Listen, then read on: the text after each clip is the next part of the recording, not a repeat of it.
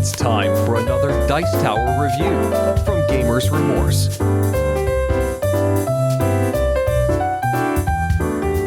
Hello and welcome back to Gamers Remorse. Today we're going to play a new game on the Gamecrafter called The Magic Rings.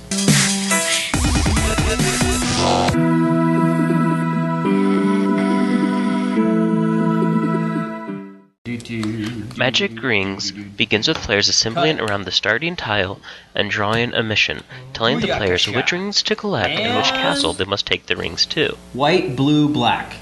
Black castle. So, who goes first? Turn order is decided by drawing the top card off the player deck and the drawn color moves. That's kind of interesting start. Players then disperse and create the world around them. They do so by moving off the edge of the map and drawing and placing a new map tile. 4. Players have 6 movement points per turn, and spend them at a rate of 1 point per hex moved on, and 2 points to move off the map and place a new tile. Pick up a black, wait for it. If the player's movement card shows an army camp bordered with their color, they can at the end of their turn, place or move their army camp anywhere on the play area. If it shows an army tent without their color bordering, they may move an enemy encampment. You really just helped White out. And unhelp yourself. Hey, you can still place one of your armies wherever you want. If you wanted to stop someone, hypothetically. He wasn't going to go there anyway. Just let it go! As a player crosses a ring tile, they add that ring to their own pawn. I mean, no one's going to go there but me. If a player crosses a castle, they must stop for the rest of their turn, whether they have completed the quest or not. Just let it go. Let it go, let it go. Blue. Blue again, and you can move someone else's army. Is it a have to? No. No, you can. You choose to. I'm not going to. I'm nice. Way to go, Brian. Finish it last. Wait, you can't actually do that because You have to be able to That's a point. rock. Oh, see, all I see is glare on tiles. I mean, you can blame it on that. But Blame it on the glare. I like to believe you don't understand the physics of path. No? He has a machete. It's a machete. I'd buy it. When a player has gathered all the needed rings, they take them to the castle indicated on the mission card. Once completing the mission, they claim the castle. Players play to 3, 4, or 5 castles, depending on the number of players. In a 4-player game, we were playing to 3 castles. And I'm looking for what? Gray. Gray. That Right, guy, where you came which... What is that? 1, 2, 3, 4, 5, 6. Nailed it. Bink. Come on, red, yellow, green. Bink. On a white castle. And the next one is Red, blue, RGB. RGB. Blue's On a awfully white far away. Or right here. Or right there. White. Our game began very cutthroat, with players placing their encampments adjacent to the castles that players needed to get to, or over the rings that other players needed. We would also build the terrain so players could not pass quickly from one location to the next. By the end of the game, however, much of the paths balanced out, but the cutthroatness continued to hinder one another and elongate the game greatly. We found as the game continued later into the night, many of us started to move our knights to the edge of the board so as not only to speed up the game, but also to get less cutthroatness back in our direction from the other players. Once a player completed the 3rd mission, the game came to an end and the victor was declared.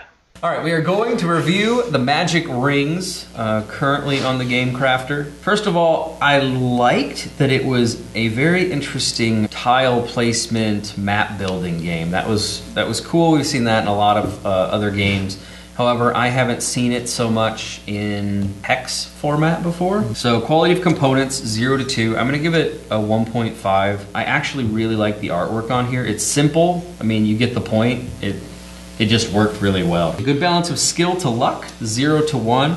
I'm giving that a 0.5. There were times where it was frustrating because your card wouldn't show up, so you couldn't play, and you had to watch all these other people go ahead of you. Analysis paralysis, 0 to 1. I give it a 0.75. It seemed to have a pretty good pace to it. So you had to figure out your turn before you played, so there was a minute amount of analysis paralysis. But seriously, once you got the game map built, it moved pretty fast. You know, the hardest part was just the beginning part where you're actually laying out the different routes. Theme, between 0 and 2, I gave it a 1.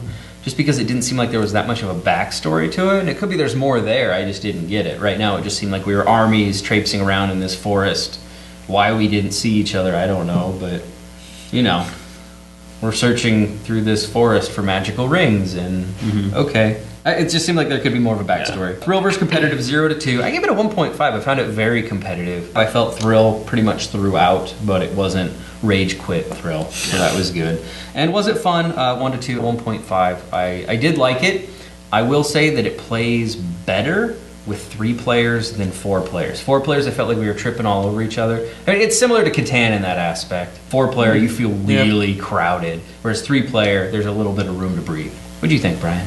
So the art in general for visuals, 1.5. I thought the art worked very well for what it was. The first time I played this game, I was placing some tiles, and I just like, you know, guys, I like this. I'd like to know where he got his art assets. There's different types of tile, but every tile that has just 2 roads is the exact same almost on each end. And you know, the ones that have 3 are the same. So the art styles are the same, but I mean, it looks very basic but fun. Almost old school 2D graphics. Very like Heroes 2, Heroes 3-ish. If anyone ever played the Heroes of Might and Magic series. Skill, luck, I give that a 0.75 because there's luck in what tile you flip over, but there's skill in how you place it, how you maneuver your camps, what you choose to collect when you choose to collect it. Pacing, I give it a 1 out of 2 for pacing. It paces fairly well, except if you get all 5 right off the bat of your moves drawn, you're then sitting there doing absolutely nothing for the next 15 moves. And I really liked that mechanic, but there were a few times where I'm sitting here for, 5 minutes doing nothing. You just get distracted, all of a sudden, whoa, what happened? We have a new quest? Theme and immersion, I give that 1 out of 2. It's kind of weird because it has a theme, but at the same time it's abstract. The theme is you're walking around a forest picking up rings. But at the same time, I mean, that's what you feel like you're doing. You feel like you're walking through a forest picking up rings. And at the same time, you don't want them to get the ring you want,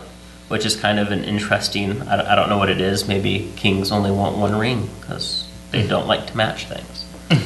It's a theme that I've never seen before if you consider forest walking, ring gathering a theme. Apparently it is now. I expect that to be the theme on Board Game Geek. Forest walking, ring gathering. Mechanics, I give that a 0.75. I really liked some of the mechanics, despite the fact that how it negatively impacted the pacing. I liked the mechanic of shuffling the cards, drawing them one at a time, and taking turns in that order. I thought that was fascinating because it was really a bite or a blessing mechanic. I liked the, you maneuver the tiles into hex. It's a lot like Carcassonne, but with 2 more options per tile. Fun, 0 to 2, I gave it 1.5. I really enjoyed the first few rounds, but it's one of those games with 4 players, I think because of how crowded it was, it started to go on a bit long, to where it's just like, this game's gone too long, let's wrap it up. It was really fun. If it would have ended quicker, I think it would have gotten a higher score. There were some things I think could have added some fun, but you'd want to play test them. I think it'd be interesting, what if you could walk through other knights, and what if you could take rings from them? If there's some form of dueling mechanic where you could steal a ring from another knight, I think that could be interesting to experiment with. So maybe for an expansion, magic rings, the duels. Royalties? Yeah. Mr. Eric Twisty Thumbs, what are you thinking? Yeah, like Brian said, I really enjoyed the mechanic of drawing for turns. The one frustrating thing, like he said, was, if you had multiple turns in the same, you'd just, consecutively, you'd just be waiting. Also, with stopping on castles, if you flip over 5 castles in a row, say, you're just kind of wasting 5 turns. But overall, I mean, it was really fun to play. It did drag on with 4 people. Yeah, I definitely enjoyed it. What would you give the game score-wise? Score-wise, I'd probably give it about a 6. Yep. And what are your thoughts? I tend to agree with pretty much everything they've already said. Hex tiles, very kind of Catan-like. It makes it so that the board is very different every time. And the shuffle the cards to play.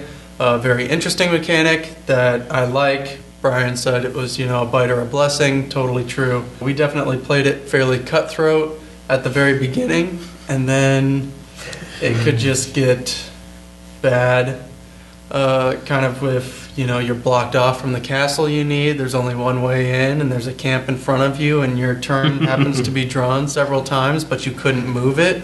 You were just stuck there, just sitting and waiting. Not like this happened or anything. No, maybe, never. Possibly, to me, but, it's just annoying.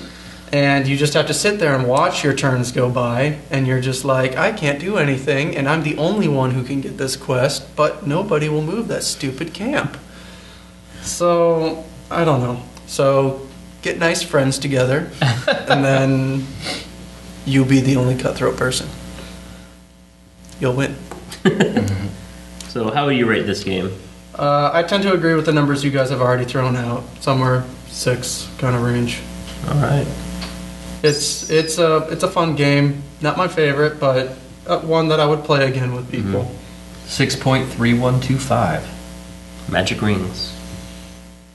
Which is oddly enough Brian's size of ring. Ayo.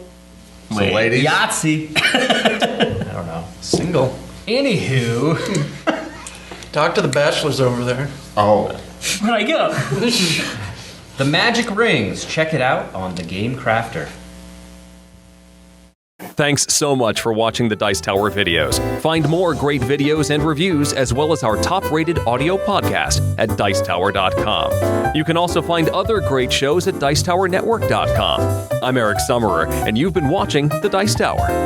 The Dice Tower is sponsored by Cool Stuff Inc., where you can find great games for great prices. Cool stuff in stock. Check them out at CoolStuffInc.com.